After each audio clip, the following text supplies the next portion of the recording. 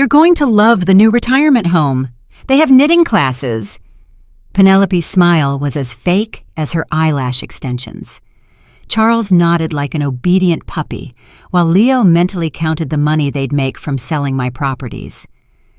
I just smiled and said yes, that it sounded like a wonderful idea, but inside, something shattered for good.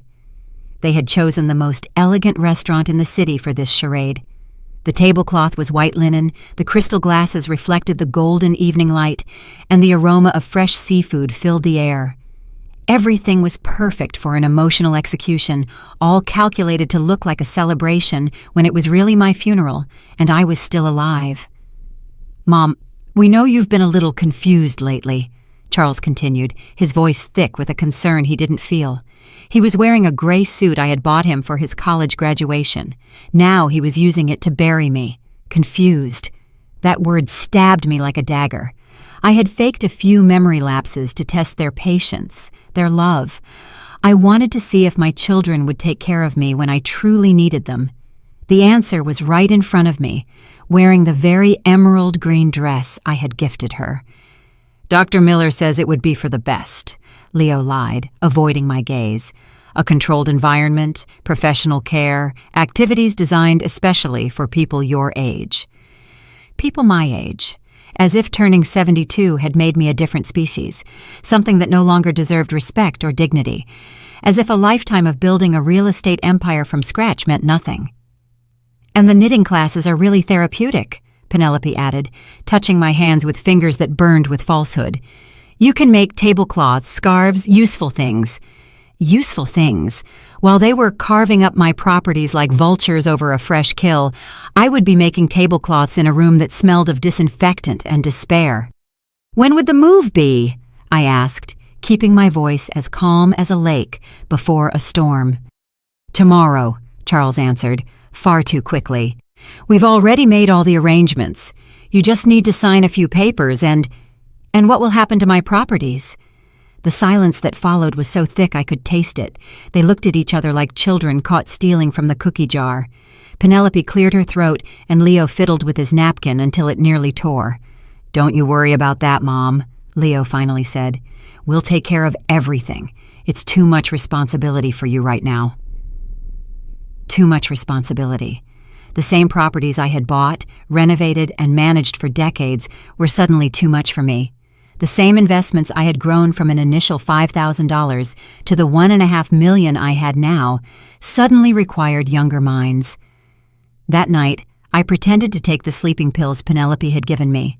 I spat them into a napkin when she wasn't looking. I needed to be wide awake for what was coming. At 11 o'clock, I heard their voices in my kitchen. They thought I was sound asleep. A fatal mistake. "The beach house is worth at least $300,000, Charles whispered, shuffling papers on my oak dining table. The table where I had signed my first real estate contract 40 years ago. And the downtown condo, another $200,000, not to mention the investments in the bank. "We have to act fast," Penelope murmured, pouring champagne into glasses I had given them for their anniversary, "before she realizes what's happening." Leo laughed, that cruel laugh he had developed after marrying her. "Realizes? Are you kidding? She asked me what time it was 3 times yesterday." A lie. I had feigned that confusion to test them, to see how much of my own blood had turned to poison. The answer burned in my gut like acid. "Look at this," Penelope said, waving a paper I recognized as my will. "Once she's in the home, we can argue mental incompetence. The lawyer is already prepped. $400,000 for the main house," Charles calculated, scribbling numbers in a notebook. $300 for the beach house. $200 for the condo, and the investments add up to another $600,000, almost $1.5 million in total. $1.5 million. The fruit of a lifetime of work, sacrifice, and smart decisions. They had calculated it down to the last cent while I was supposedly sedated in my own bed. "And the best part," Leo added with a smile I could hear from my bedroom, "is that she'll never know what all of this is really worth. She thinks it's just a few properties." They completely underestimated me. They thought I was a confused old woman who didn't understand numbers or business. They didn't know that every morning I reviewed my investments, that I knew the exact value of each property, that I had plans they couldn't even begin to imagine. At 5 in the morning, while they slept off their drunken betrayal, I got dressed in my best black pantsuit. I took only the essentials: my passport, the jewelry I had hidden in a secret box, and the key to a safe deposit box in a bank in another city. In that box were the documents that would change everything. The taxi arrived on time. The driver helped me with my small suitcase and asked no questions. At the airport, I bought a one-way ticket to a coastal city where I owned a property they knew nothing about. During the flight, I closed my eyes and remembered my mother's words. "Margaret, never fully trust anyone, not even your own children. Blood can be corrupted, but dignity is eternal." She was right, and I was about to show them that a 72-year-old woman could be more dangerous than any enemy they had ever imagined. The plane landed in a city I hadn't visited in 30 years. Seabrook Shores, Florida, a name my children had never heard me speak, because some stories are too precious to share with those who don't deserve them. The salt air hit my face like a slap of memories. This was where it had all begun. This was where I had bought my first property with the life savings from my job as a secretary. $5,000 that seemed like a fortune back then. $5,000 that had grown into the empire my children wanted to steal from me. The taxi drove me through streets I recognized despite the passage of time. The palm trees were still there, taller now, their fronds whispering secrets to the wind. The old Florida-style homes maintained their quaint charm, though some had been renovated with that soulless, modern style. "Is this the right address, ma'am?" the driver asked, stopping in front of a yellow house with green wooden shutters. "Looks like no one's lived here for a while."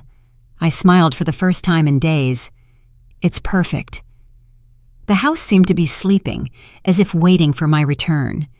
It was small compared to the properties my children knew, but it had something none of the others possessed: a true history. It had been my secret refuge, my escape plan that I had kept quiet for decades. I took the keys from my purse. My hands trembled slightly, not from age but from emotion. The door opened with a familiar creak, like a welcoming sigh. The inside smelled of old wood and sea salt. The furniture was covered with white sheets, creating ghostly figures in the dim light. I walked slowly, removing the covers one by one, revealing treasures I had left there like seeds, waiting for the right moment to sprout. In the kitchen, I found the first surprise. On the table was a note written in a shaky but familiar hand. "Mrs. Whitlock, I've been waiting for you all these years. Eliza." My heart skipped a beat. Eliza had been my housekeeper for 15 years until Charles and Leo decided we no longer needed her. "It's an unnecessary expense, Mom," they had said. "We can help you with the house." Another lie. They just wanted to control every aspect of my life, including who could or couldn't be near me. I heard footsteps on the front porch. My heart pounded so hard I thought it would burst from my chest. The door opened slowly, and there she was. Eliza, 30 years older, her hair completely white, and her face etched with wrinkles that told stories of a life well lived, but with the same warm eyes I remembered. "I knew you'd come," she said simply, as if only days had passed instead of decades. "When I heard what your children were planning, I knew you'd find a way to get here." "How did you know about my children?" Eliza smiled sadly. "Penelope called me a month ago. She wanted information about your properties, about any bank accounts you might have hidden. I told her I didn't know anything." Of course, Penelope had been digging. It wasn't enough to steal what they knew about. They wanted to make sure there were no hidden treasures. The irony was delicious. They had called the one person who truly knew all my secrets, and she had protected me. "But I did know," Eliza continued, approaching me with slow but steady steps. "I knew about this house. I knew about the documents you kept here. I knew about your plans. And I've been taking care of everything, waiting for this day." My eyes filled with tears I couldn't hold back. For the first time in months, someone was looking at me like a whole person, not as an obstacle or a source of money. "The documents are safe," Eliza whispered, taking my hands in hers. "I checked on them every month. I made sure they didn't deteriorate. Your plan is still intact." My plan. I had started designing it 30 years ago when I realized my children saw my properties as their guaranteed inheritance, not as the result of my hard work. I had created a protective web so complex that not even the best lawyer could easily unravel it. "Where are they?" I asked, my voice barely a whisper. Eliza led me to a back room I didn't remember. It had been converted into a small office with metal filing cabinets and a small safe embedded in the wall. "The combination is still the same," she said, pointing to the safe. "Your husband's birthday." My dear Richard, he had passed away 10 years ago, but his wisdom continued to protect my future. "Never put all your eggs in one basket, Margaret," he used to say, "and never let anyone else control your destiny, not even your children." I opened the safe with hands that no longer trembled. Inside were all the documents I had hidden for decades. Deeds to properties my children didn't know existed, investments in international banks, a completely different will from the one they had photographed. But the most important thing was a thick folder marked with the initials HC, Hope Center. "Do you remember your dream?" Eliza asked, watching me as I reviewed the papers.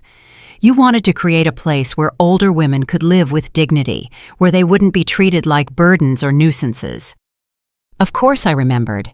It had been my secret obsession for years. A home for women my age who had been abandoned by their families, betrayed by their children, or simply forgotten by a society that discards anyone who no longer produces money. "Everything is ready," Eliza continued. "The permits, the blueprints, the funds set aside specifically for this project. It just needed you to come back to activate it." Tears streamed down my cheeks uncontrollably. For months, I had felt my life was falling apart, that I had lost all purpose. But here was the proof that I had always had a bigger plan, a mission that transcended my children's pettiness. "Is there anything else?" Eliza said, pulling a cell phone from her purse. "Mr. Cromwell has been waiting for your call." Mr. Cromwell, my trusted lawyer, the only professional who knew the full extent of my plans. I had hired him in secret 5 years ago, paying him with funds from accounts my children would never discover. "Is he still reliable?" I asked, though I already knew the answer. "More than ever. His own son tried to have him committed last year. He understands exactly what's happening." I took the phone with renewed determination. It was time to begin the next phase of my plan, the phase that would turn my apparent defeat into the sweetest victory of my life. I dialed the number I had memorized years ago. Mr. Cromwell answered on the second ring. "Margaret." His voice sounded relieved and excited. "I knew you'd call today. Are you ready to begin?" "More than ready, Mr. Cromwell. It's time to remind my children who I really am." "Everything is set for tomorrow," Mr. Cromwell said over the phone, his voice filled with a satisfaction I could feel through the line. "Your children have called a family meeting for 10 in the morning at your house. They think they're going to sign the papers to transfer your assets." I smiled as I watched the ocean from the window of my secret refuge. The waves crashed against the rocks with a fury I understood perfectly. "Who will be there?" "Charles, Leo, Penelope, and they've also invited Tobias, your older brother. Apparently they want family witnesses to make everything look legal and transparent." Mr. Cromwell chuckled ironically. "The lawyer they hired will also be there, a Mr. Evans, who has a reputation for being, let's say, ethically flexible." Tobias, my older brother, who had always envied my success in business. Ever since I inherited the family home 15 years ago, he had tried multiple times to convince me to sell it and split the money. Of course he would be there, like a vulture smelling a carcass. "And our plan?" "Perfect. I'll arrive at 10:30 when they're all gathered and feeling confident. I have all the original documents, the recordings we made last year, and the special surprise we prepared." The special surprise. A video I had recorded 2 years ago when I sensed this day might come. In it, I explained my reasons in detail, my true plans, and revealed secrets about my children that they thought were buried forever. "Eliza will be with me," I added, looking at my faithful friend who was making coffee in the kitchen with the ease of someone who had never left. "She has information that will be very enlightening." "Excellent. The more credible witnesses we have, the better. Are you sure you want to do this? Once we start, there's no turning back." I thought of Penelope's fake smile, Charles's lies, Leo's greed. I thought of the years I had sacrificed to build a future for children who only saw my death as a business opportunity. I've never been more sure of anything in my life. That night, Eliza and I stayed up late, reminiscing about old times and planning the future. She told me what her life had been like after my children fired her. "I got a job with a family in the city," she recounted as we drank chamomile tea, "but I never stopped thinking about you. Every month I'd come to check on this house, to make sure everything was in order for when you returned." "How did you know I would come back?" "Because I know you, Mrs. Whitlock. You're not one to give up. And because 5 years ago, when you started suspecting your children, you asked me to keep this a secret. You told me, if I ever disappear, look for me here first." She was right. I had started to sense the betrayal years ago when I noticed strange glances between my children, conversations that stopped when I entered a room, questions that were too specific about my finances. "There's something else you should know," Eliza continued, her expression turning serious. 3 months ago, Penelope came to see me. She didn't just want information about your properties. She also asked about your mental health, about whether I had noticed any signs of dementia or confusion. My blood ran cold. "What did you tell her?" "I told her you were the sharpest woman I knew, that your mind was like a steel trap. She got very upset when I didn't give her the answer she was hoping for." Of course, they needed to build a case of mental incompetence to justify their theft. They had planned every detail of my destruction, from the sleeping pills to the repeated questions about the time. "But there's more." Eliza stood up and brought a small box from the closet. "I found this in the trash at your house the day they fired me." She opened the box and my heart stopped. Inside were all the letters my husband Richard had written to me while we were dating. Love letters I had treasured for 50 years, letters that had mysteriously disappeared from my room last month. "They threw them away," Eliza whispered, "as if they were garbage. Love letters from your husband, treated like trash." I took them with trembling hands. The yellowed paper still held the faint scent of the cologne Richard used to wear. Every letter was a memory, every word a promise fulfilled. And my children had discarded them as if they had no value. Why would they do this? "Because anything that represents true love bothers them," Eliza answered, with a wisdom that comes from years of observing human nature. "Your love for your husband, your generosity toward them, your work building a future, all of it reminds them of what they are incapable of feeling." That night, I couldn't sleep. I reread every one of Richard's letters, remembering the man who had loved me for who I was, not for what I owned. He had built the first business with me, celebrated every success, and comforted me in every failure. "Margaret," he had written in one of his last letters, "you are stronger than you think. If I'm ever gone, remember that your worth isn't in what you have, but in what you give. And if anyone ever tries to take that from you, you fight. Fight with all the fury of a woman who knows her worth." My worth. For months I had allowed my children to make me feel useless, confused, incapable. I had played the part of the vulnerable old woman because a part of me wanted to believe they would protect me. But Richard was right. My worth didn't depend on their love or respect. It depended on me.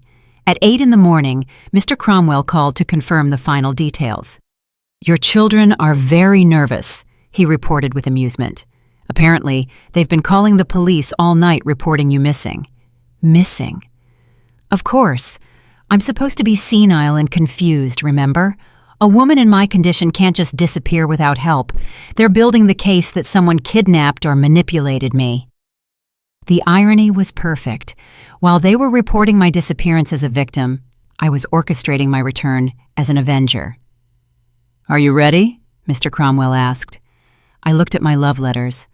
I looked at Eliza laying out my best black dress. I looked out at the sea that had witnessed my first dreams. I had spent 72 years learning who I truly was. It was time to teach them the most important lesson of their lives. I'm ready to reclaim what's mine. The drive back felt like a triumphal procession. Eliza sat beside me, silent but as steadfast as a guardian. Mr. Cromwell followed in his car, carrying the documents that would change everything. And I, dressed like the CEO I had always been, prepared for the most important business meeting of my life. The meeting where I would teach my children the difference between a helpless old woman and a woman with 72 years of experience destroying those who underestimate her. The taxi stopped a block from my house. I could see several cars parked out front: Charles's gray BMW, Leo's white Mercedes, and an unfamiliar car I assumed belonged to the corrupt lawyer they had hired. Tobias's red truck was also there, confirming that my brother had come to join the feast. "Are you sure you want to do this?" Eliza asked for the third time, though her eyes shone with a determination that said otherwise. "More sure than ever." Mr. Cromwell had arrived 10 minutes before us and was waiting in his car, reviewing the documents one last time. I walked up to his window, and he rolled it down with a smile that promised justice. "Everything's ready," he said, showing me a digital recorder. "I have the confessions we recorded last year when you suspected this might happen. I also have the certified copies of all the real documents, not the forgeries they think exist." Recording the confessions had been my idea, a kind of insurance against the betrayal I sensed was coming. In those recordings, Charles and Leo openly admitted they were waiting for me to die to inherit, that they considered my properties theirs by right, and that they saw me as an annoying obstacle to their plans. And the video? Loaded and ready. When the time comes, I'll press play, and their own words will destroy them. I walked toward my house with steps that echoed like hammer blows on the pavement. It was strange to see my own home as enemy territory, but that was exactly what it had become. The invaders had taken my castle, believing the queen had fled forever. A fatal mistake. I rang the doorbell of my own house. The symbolism was perfect. They had taken over my life so completely that I had to ask permission to enter my own home. Penelope opened the door. Her face went through a fascinating sequence of emotions: surprise, fear, rapid calculation, and finally, that fake smile I knew all too well. "Margaret! My God, we were so worried," she exclaimed with an Oscar-worthy performance. "Where have you been? We called the police, checked hospitals." "I was thinking," I replied simply, walking into my house as if seeing it for the first time, "and making some important decisions." Charles came running from the living room, followed by Leo and Tobias. Their faces showed a mixture of relief and panic that was delicious to watch. "Mom, you had us worried sick," Charles said, trying to hug me. I stepped back gently but firmly. "Worried about me or worried about your plans?" I asked in a calm voice. The silence that followed was so thick I could feel it pressing against my skin. Leo cleared his throat nervously, while Penelope exchanged quick glances with Charles. "I don't know what you mean," Leo muttered, but his voice trembled in a way that gave him away completely. "I think you know exactly what I mean." Just then, Mr. Cromwell knocked on the door. The lawyer they had hired stood up from the dining room table, where they had spread out all the papers for the fraudulent transfer of my properties. "Who is it?" asked Mr. Evans, a small man with a mustache who looked as nervous as my children. "My legal representative," I announced, my voice cutting the air like glass. "George Cromwell, specialist in elder fraud and asset protection." The color drained from my children's faces. Tobias took a step back, clearly regretting his involvement in this farce. Mr. Cromwell entered with Eliza at his side, carrying a briefcase that I knew contained the complete destruction of their plans. He introduced himself cordially to Mr. Evans, who immediately began to sweat profusely. "Mrs. Whitlock," Mr. Cromwell said formally, "I understand there are some documents that require your signature to transfer your properties to your children. That's right, I confirmed, watching as Charles tried to regain his composure. Perfect. But before we proceed, I need to verify a few legal details. Mr. Cromwell opened his briefcase and took out a thick folder. For example, I need to confirm that you are mentally competent to make this decision. Of course she's competent, Penelope interjected, far too quickly. It's just that sometimes she gets a little confused because of her age. Interesting. Mr. Cromwell smiled like a shark that has smelled blood. Because I have here a very recent medical report from Dr. Sanchez confirming that Mrs. Whitlock is in excellent mental health and has full decision-making capacity. I pulled the report from my purse. I had obtained it 2 days before my disappearance, anticipating this exact situation. I also have here, Mr. Cromwell continued, some very interesting recordings that were made in this very house exactly 1 year ago. The color completely vanished from my children's faces. Charles gripped the back of a chair as if he were about to faint. I don't know what you're talking about, Leo lied, but his voice was barely a whisper. Mr. Cromwell pressed play on his recorder. Charles's voice filled the room with crystal clarity. Let's just hope she dies soon. I'm tired of pretending I care. As soon as she's in the ground, we sell everything and split the money. Leo's voice followed.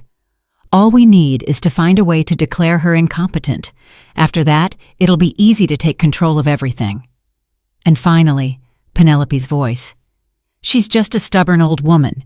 If she doesn't cooperate, we'll put her in the cheapest home we can find, and that's that. The silence that followed was sepulchral. Tobias looked at me with genuine horror, clearly realizing what kind of conspiracy he had stumbled into. Those recordings are taken out of context, Charles stammered, but there was no conviction left in his voice. Out of context? Mr. Cromwell laughed without humor. I have 3 hours of similar recordings, all made with your mother's knowledge and consent, as she has suspected your intentions for years. Eliza walked to the table and gathered all the fake documents they had prepared.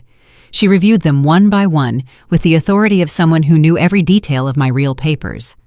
These documents are fraudulent, she announced. The signatures are forged, and several of the assets mentioned here don't even exist in the official records. That's impossible, protested Mr. Evans, but he was already packing his things, clearly wanting to flee the situation. It's very possible when someone has been planning to rob their own mother for years, I said finally, my voice filled with an authority that had been dormant for too long. And it's especially possible when that mother is much smarter than you ever imagined. Mr. Cromwell then took out the envelope containing the video I had recorded 2 years ago. The video where I revealed not only my true plans, but also some secrets about my children that would destroy them completely. Now, I said, sitting at my own table like the CEO I had always been, it's time to talk about the consequences of betraying the woman who gave you life. Their faces were perfect portraits of absolute terror, and I was just getting started. Sit down, all of you, I ordered, in a voice that allowed no argument. It's time for you to hear some truths you've been avoiding for years. Charles, Leo, and Penelope settled into their chairs like students being punished. Tobias remained standing, clearly uncomfortable with his involvement. Mr. Evans had tried to slip away, but Mr. Cromwell had discreetly blocked his exit. First, I began, pacing in front of them like a prosecutor before a jury, let's talk about real numbers. You believe my estate is worth approximately $1.5 million? I saw them exchange nervous glances. They had done their calculations in secret, believing I had no idea of the true value of my properties. You're off by more than $3 million. The silence was absolute. Even Eliza looked at me with surprise, though she knew I had secrets within secrets. My real net worth, I continued, savoring every second of their shock, including the properties you don't know about, the international investments, and the businesses I've been managing discreetly for decades, exceeds $5 million. Penelope turned as white as a sheet. Charles gripped the arms of his chair as if the world were shaking beneath him.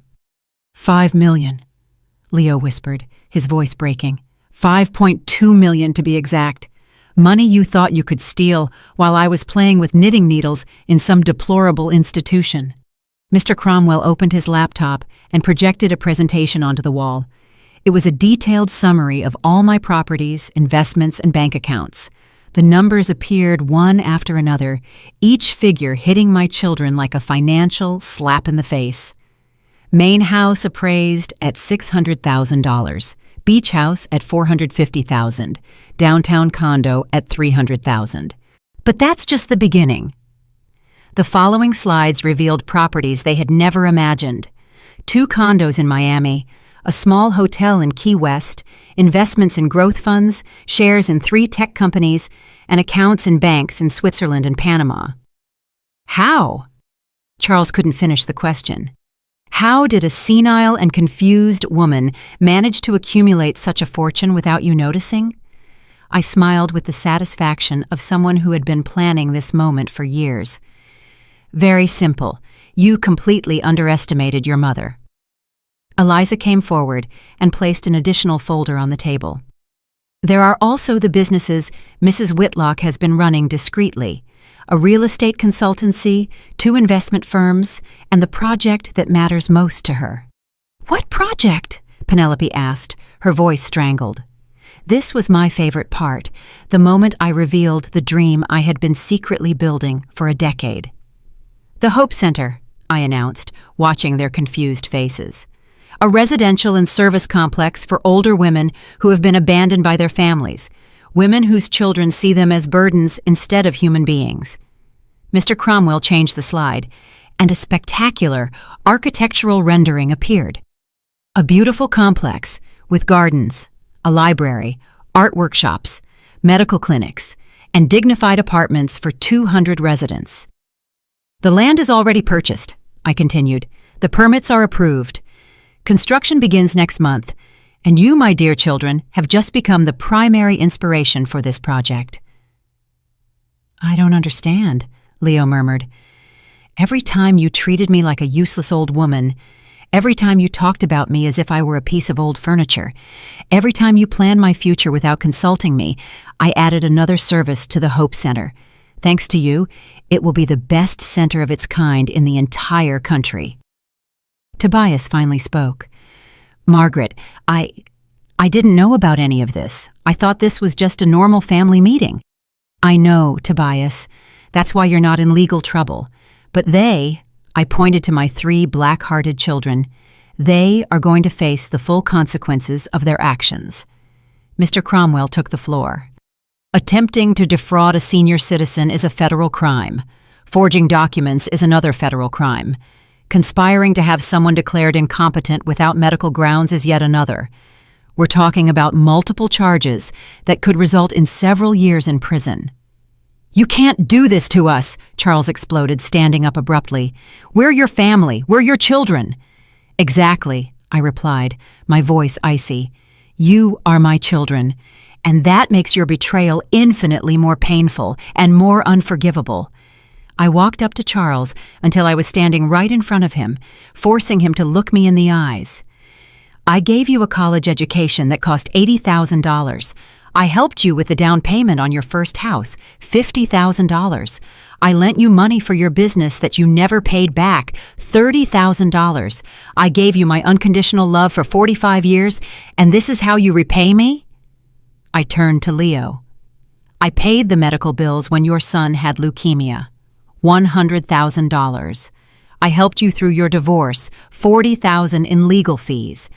I let you live in my house for 2 years when you lost your job. I gave you my emotional support when no one else believed in you, and this is how you repay me? Finally, I faced Penelope. I welcomed you as a daughter when you married Leo. I defended you when the rest of the family criticized you. I included you in my will when you weren't even my blood. I treated you with more love and respect than your own parents gave you, and this is how you repay me? Tears streamed down my cheeks, but they weren't tears of sadness. They were tears of liberation, from a woman finally allowing herself to feel all the rage she had been holding back. For months, I let you make me feel useless.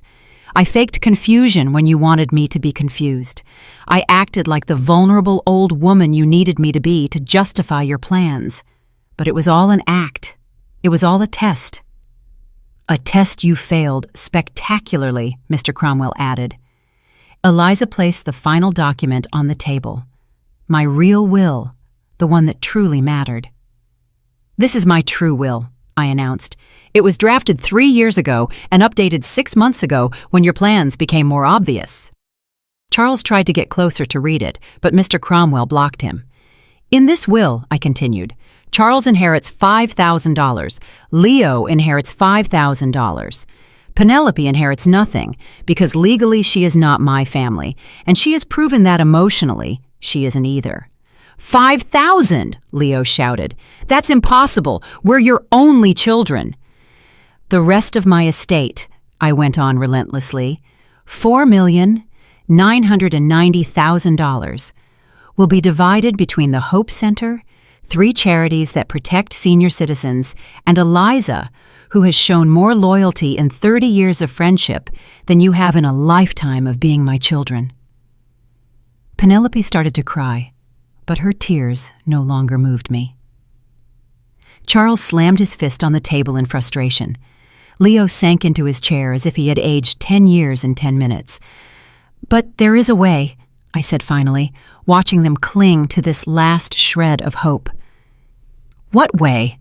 Charles asked desperately. Work to deserve it. The Hope Center needs administrators. It needs committed staff. It needs people who understand the value of human dignity. If you can prove over the next 5 years that you truly care about something more than money, if you can prove that you understand the damage you caused me and are willing to repair it, then we can talk about an inheritance. 5 years, Leo muttered. 5 years working without pay at the Hope Center. 5 years proving you can value older people as human beings, not as obstacles. 5 years proving you deserve to be called my children. The silence stretched for several minutes. I could see their minds working, calculating, evaluating options that no longer existed. And if we refuse? Penelope asked defiantly. Mr. Cromwell smiled. Then you face the criminal charges for fraud and attempted defraudation, and you lose any possibility of an inheritance forever. It was a perfect ultimatum. Justice with the possibility of redemption. Punishment with the opportunity for growth. Exactly what a mother should give. Consequences with love. Boundaries with hope. The choice is yours, I concluded. You can leave right now and never see me again. Or you can stay and begin the long road to regaining my respect and your own dignity. Your next words will determine whether I still have children or just strangers who share my blood. The silence stretched like an invisible web between us. I could see the gears turning in their minds, calculating losses and gains, pride versus economic survival. It was fascinating to watch my own children reduce our decades-long relationship to a simple mathematical equation. Charles was the first to speak, his voice hoarse with contained emotion. Mom, we never really wanted to hurt you. We just thought that it was better for me to be locked away knitting while you spent my money, I interrupted. That a 72-year-old woman had no right to decide her own life? It wasn't like that, Leo protested weakly.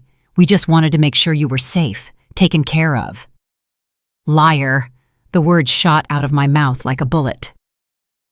You wanted to make sure your bank accounts were full. The only security you were concerned with was financial. Penelope wiped her tears with the back of her hand, smudging her expensive makeup. So what are we supposed to do now? How are we supposed to survive without money? I finished for her. The exact same way millions of people survive every day, by working, by earning a living through your own effort instead of waiting for someone else to die to finance your lives.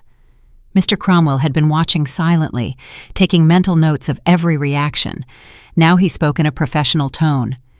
You have 24 hours to make a decision. If you choose the rehabilitation program at the Hope Center, you will start tomorrow morning. If you choose to leave, I have orders to proceed immediately with the criminal charges. Tomorrow morning? Charles paled. But we have jobs, responsibilities.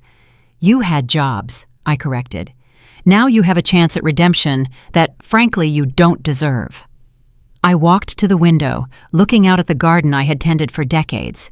The roses I had planted were still blooming, oblivious to the human drama unfolding behind them. Nature had that wisdom. It grew, it flourished, it created beauty regardless of betrayals or disappointments. "Do you know what the most painful part of all this has been?" I asked without turning around. "It wasn't discovering you planned to rob me. It wasn't hearing you count my money like vultures. The most painful part was realizing that you never really knew me." I turned back to them, watching their confused faces. For 72 years, I have been a woman who fights, who builds, who dreams. I started with $5,000 and turned it into over $5 million. I built a real estate empire with no one's help. I navigated a business world dominated by men and came out victorious. I raised 2 children while managing properties and making investments. My voice rose, filled with decades of accomplishments they had systematically ignored. "And you reduced me to a confused old woman who needed knitting classes. You saw me as an obstacle instead of the woman who built everything you wanted to inherit."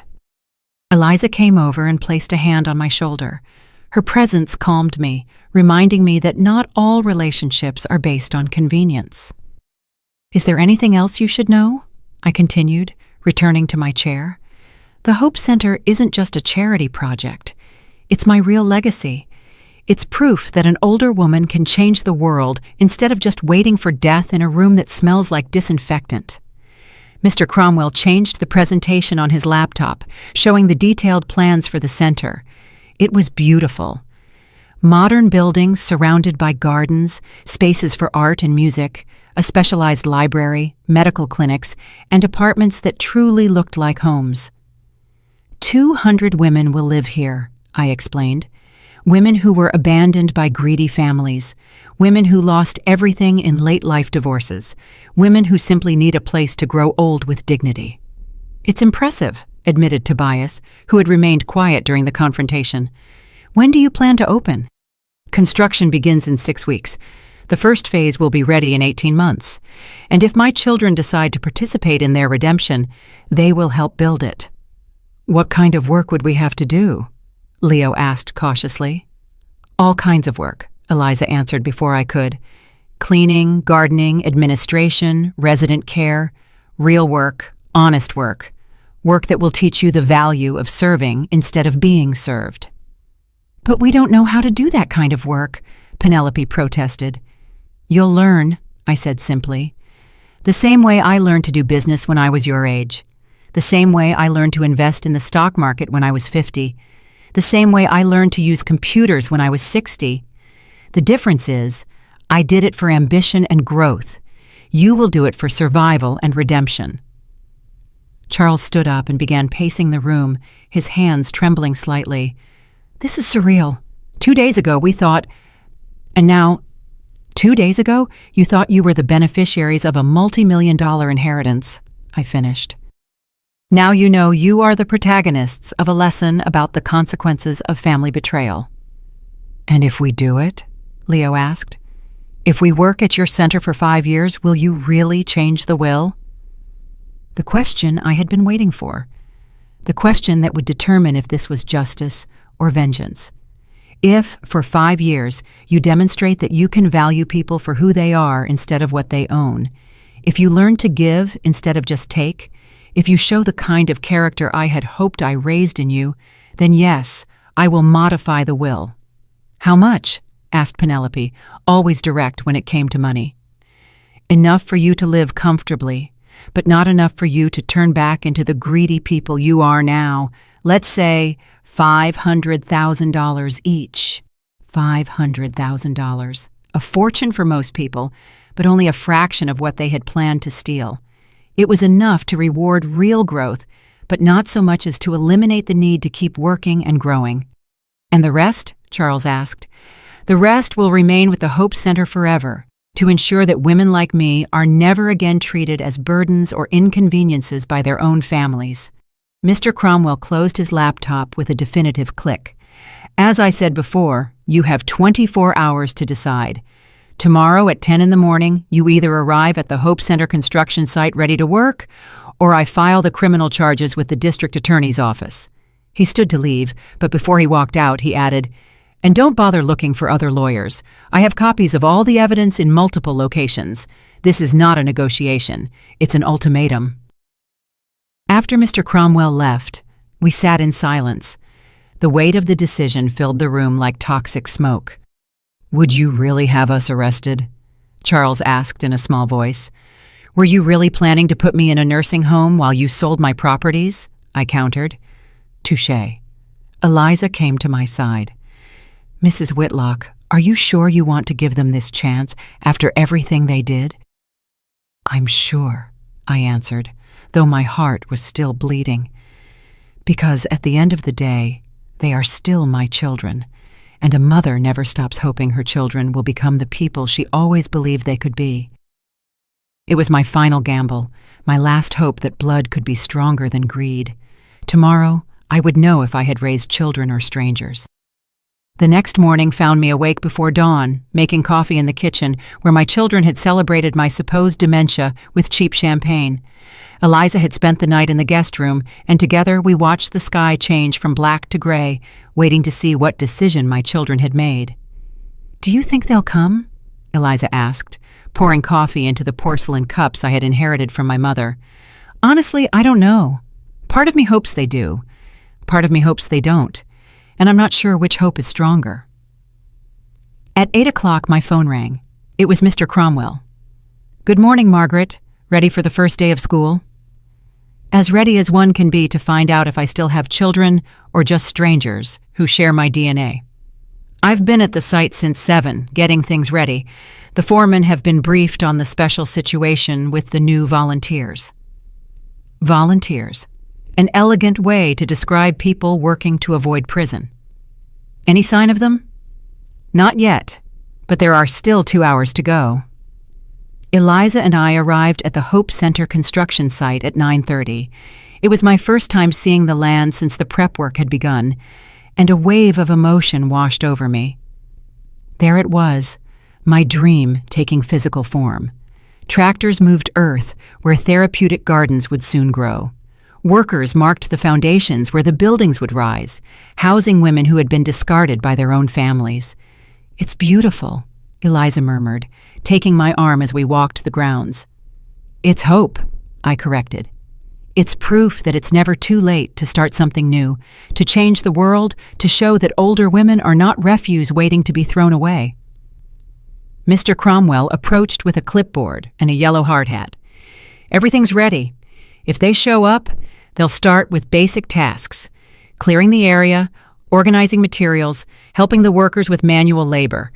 And if they don't, I have an 11 o'clock appointment with the DA. 9:55, 9:57, 9:59. At exactly 10 o'clock, a taxi pulled up to the site entrance. My heart beat so fast I thought it would leap out of my chest.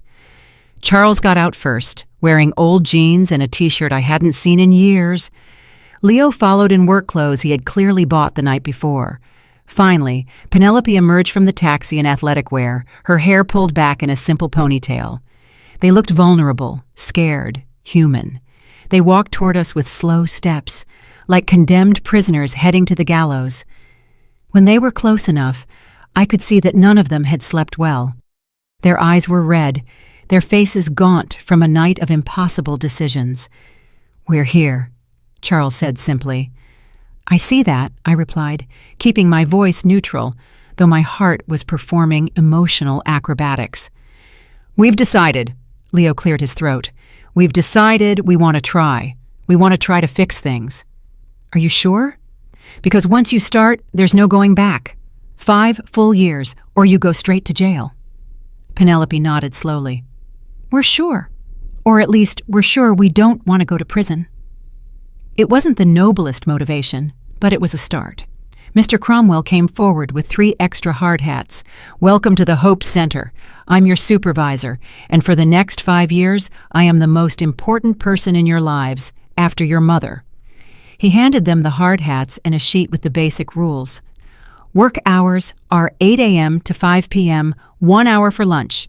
0 tolerance for complaints or negative attitudes. Weekly progress evaluations. Your first direct supervisor will be Mike. Mr. Cromwell pointed to a burly man with calloused hands and a kind smile. He has 30 years of construction experience and zero patience for princesses or princes who've never worked with their hands. Mike came over and sized them up with the expert gaze of someone who can spot a slacker from 100 yards away. "Any of you ever done physical labor before?" he asked. Total silence. "Perfect," Mike grinned. "We'll start with something simple. See that pile of rubble?"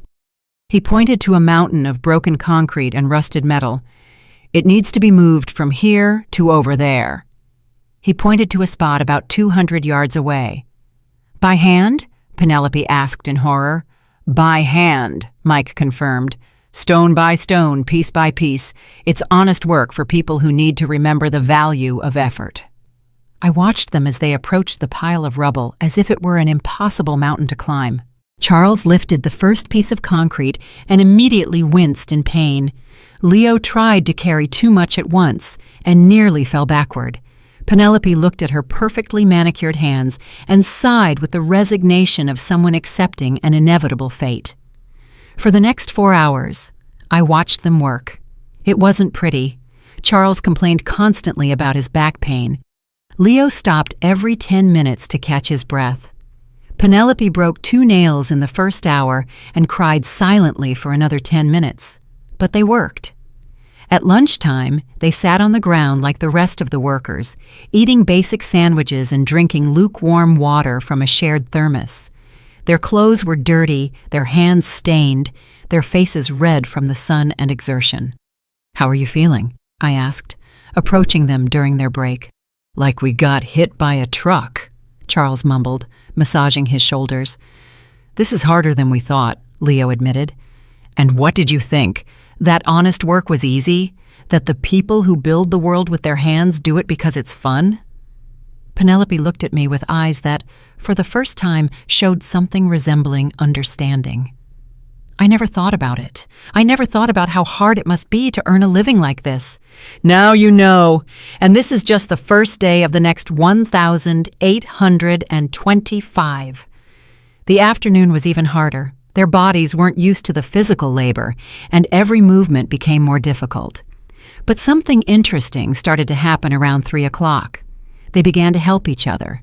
Charles carried some heavy stones that Penelope couldn't move. Leo brought water to Charles when he saw he was getting dehydrated.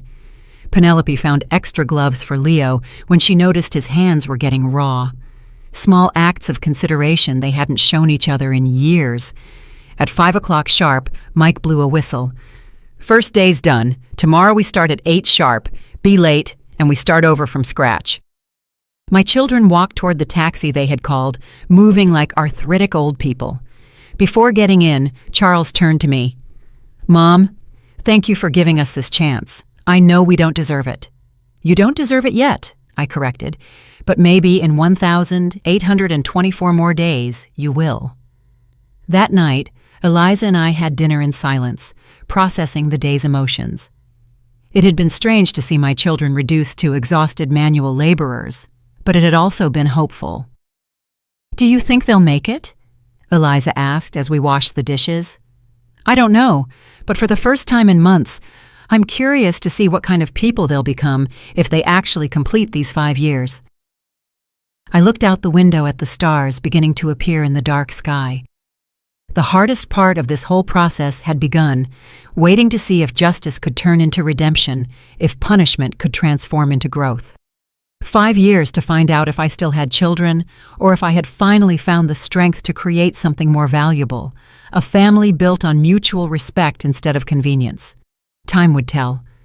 4.5 years had passed since that first day of rubble and tears. The Hope Center was no longer just a dream on architectural blueprints. It was a vibrant reality, with 200 women living full and dignified lives within its walls. I walked through the gardens my children had helped plant, watching residents participate in painting classes, book clubs, and adapted yoga sessions.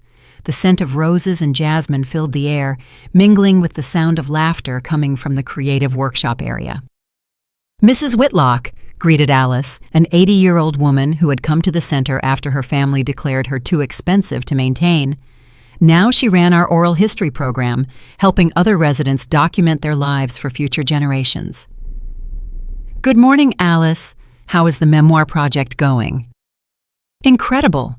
We have 50 complete stories already. Women who were nurses during wars, teachers who educated entire generations, mothers who raised 10 children while working in factories, stories that were about to be lost forever.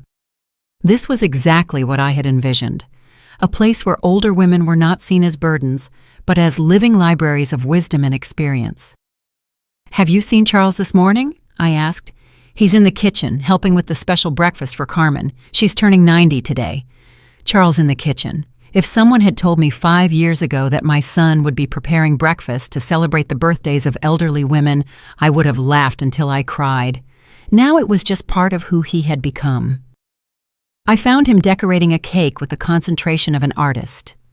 His hands, now calloused from years of manual labor, handled the piping bag with surprising delicacy.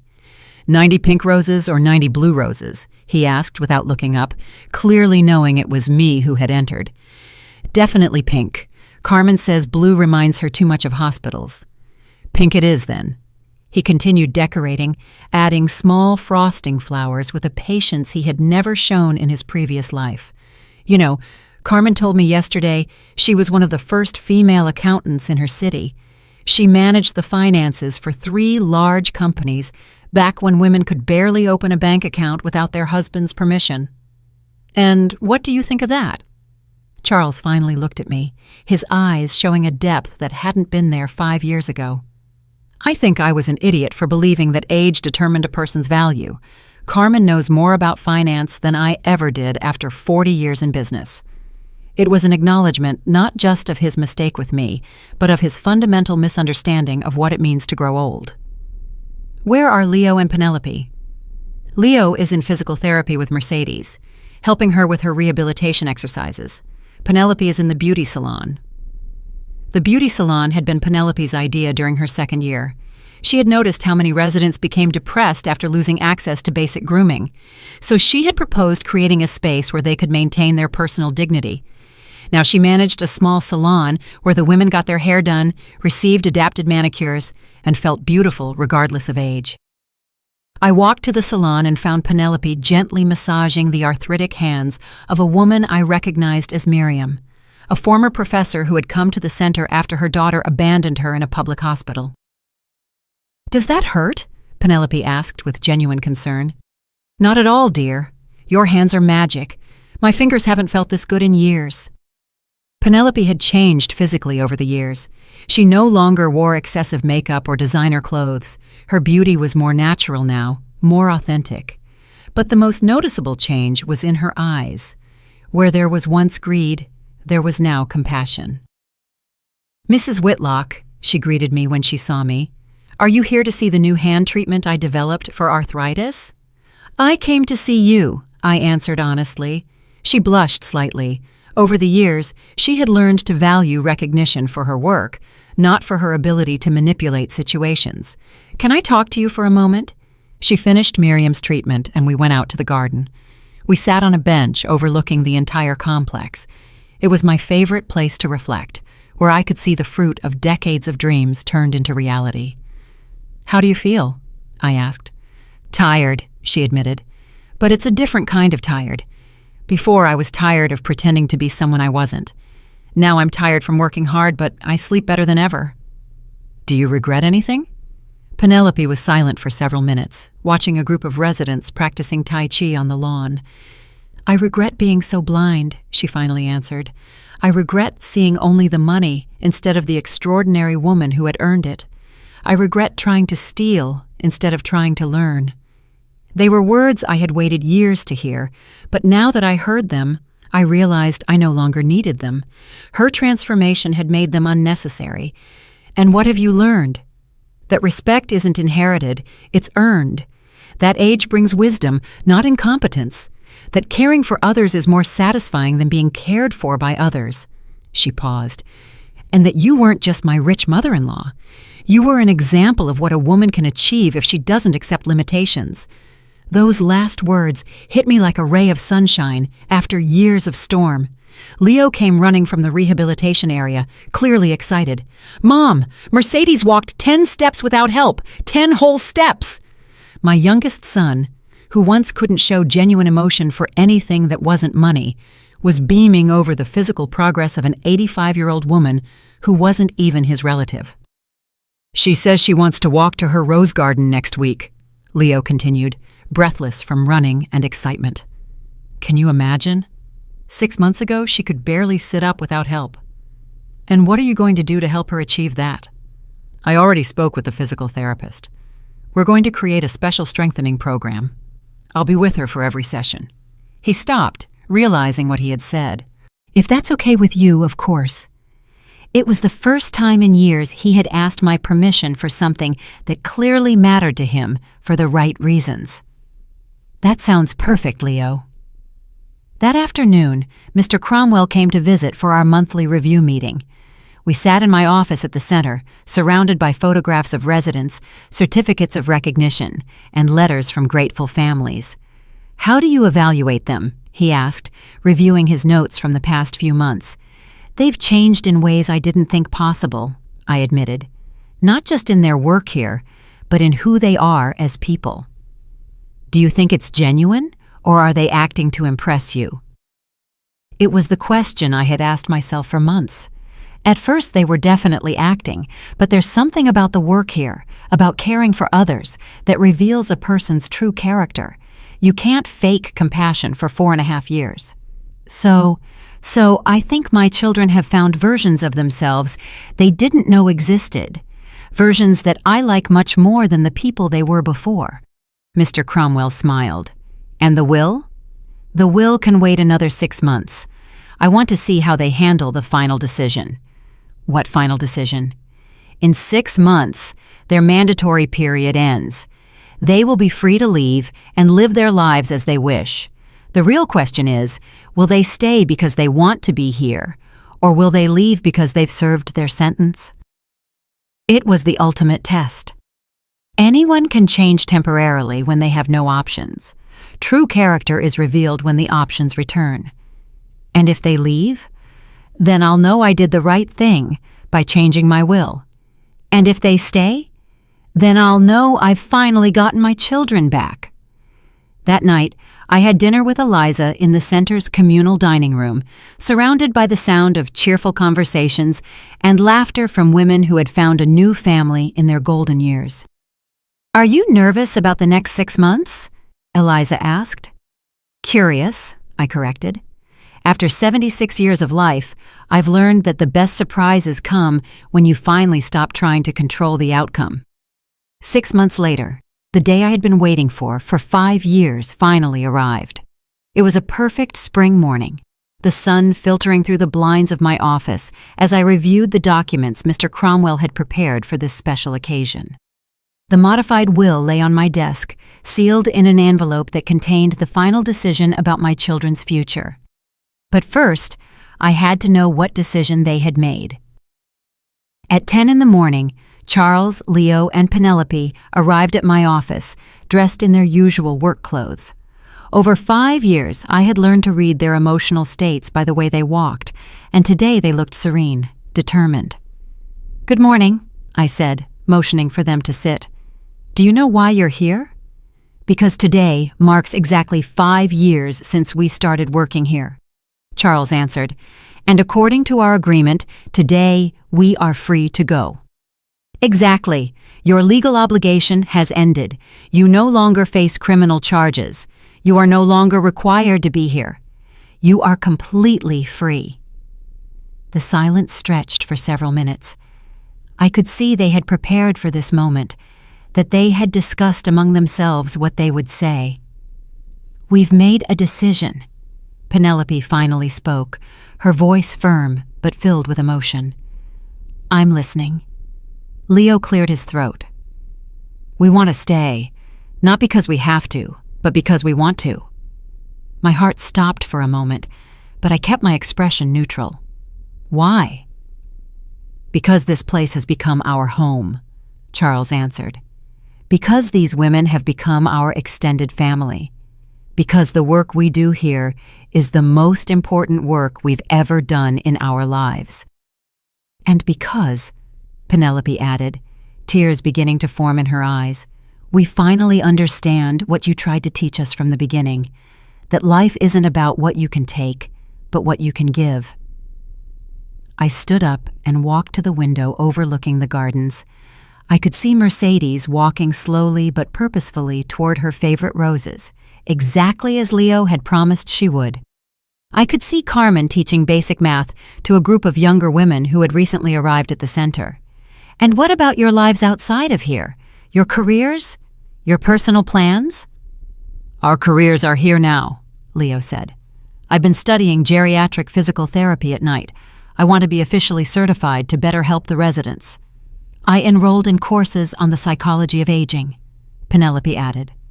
I want to better understand how to help the women who arrive here depressed and scared. And I, Charles said, have been working with Mr. Cromwell to learn about nonprofit management. I want to make sure this place runs perfectly for decades to come. I had raised businessmen, and they had finally become social entrepreneurs. There's something else, Charles continued. We've been talking among ourselves, and we want to make a formal proposal. What kind of proposal? We want to officially renounce any inheritance, Penelope said. We want all of your money to stay here at the Hope Center forever. I turned to them, genuinely surprised for the first time in years. Are you sure about what you're saying? Completely sure, Leo answered. For 5 years, we've seen what well-used money can accomplish. We've seen how this place changes lives, how it gives dignity to women who had lost all hope. We don't want to be heirs to your fortune. We want to be guardians of your legacy. The tears I had been holding back for 5 years finally broke free. They weren't tears of sadness, but of a pride so deep it ached in my chest. Do you know what this means? I asked. It means we'll work here for the rest of our lives for modest salaries, Charles said. It means we'll never be rich, but we'll be part of something more important than money. It means, Penelope added, that we will finally be worthy of being called your children. I walked to my desk and picked up the envelope containing the modified will. With deliberate movements, I tore it into pieces in front of them. What are you doing? Leo asked, confused. That will give you $500,000 each if you completed the 5 years. But you have just proven that you no longer need my money to be the people I always hoped you would be. I took another document from my drawer, the will I had drafted the week before, after months of observing their genuine transformation. This is my real will, I announced. In it, Charles is named Executive Director of the Hope Center, with a respectable but not extravagant salary. Leo is named Director of Rehabilitation Programs. Penelope is named Director of Emotional Wellness and Creative Programs. Their eyes widened in surprise. The rest of my estate, I continued, $4.8 million, is designated to create a network of similar centers across the country. The 3 of you will lead that expansion, ensuring that no older woman in this country has to suffer what I was about to suffer. A network, Charles whispered. 10 centers in the next 15 years, each one run by people who understand that caring for our elders isn't charity, it's justice. The 3 of them stood up at the same time and hugged me with an intensity I hadn't felt since they were children. But it was different now. Now it was the embrace of adults who had earned the right to love and be loved. Why? Penelope asked through her tears. After everything we did to you, why are you giving us this opportunity? Because you are no longer the people who betrayed me, I answered simply. You are the people I always believed you could become.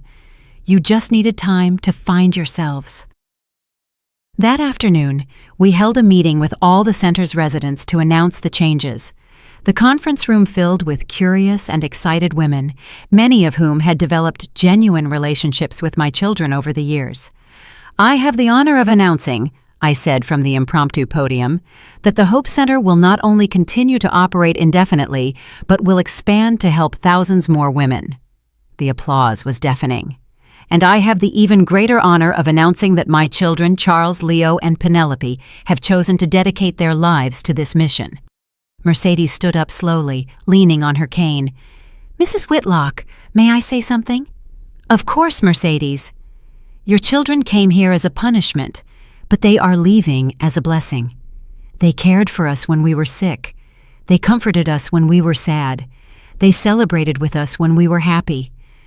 I don't know what kind of mother one has to be to raise children who can change so much, but you are an example to us all." That night, I had dinner with my children and Eliza in the communal dining room. It was the first time in 5 years that we were together as a real family, not as supervisor and employees, not as victim and perpetrators, but as people who loved and respected each other. "What are you going to do now?" Eliza asked. "Now," Charles answered, "we're going to change the way this country treats its senior citizens. We're going to make sure," Leo added, "that no woman has to choose between dignity and security in her old age. And we're going to prove," Penelope concluded, "that a family can be rebuilt on a foundation of respect instead of convenience." After dinner, I went out to the main garden alone. It was my nightly ritual, to walk among the flowers we had planted and reflect on the day. But tonight was different. Tonight I could finally rest. At 76, I had achieved something few mothers ever do, not just raising successful children, but transforming lost children into extraordinary human beings. The legacy I would leave would not be measured in dollars or properties. It would be measured in changed lives, in restored dignity, in love that had been turned into action. I looked up at the stars shining over the Hope Center and remembered the words Richard had written to me in one of his last letters. "The real legacy is not a monument.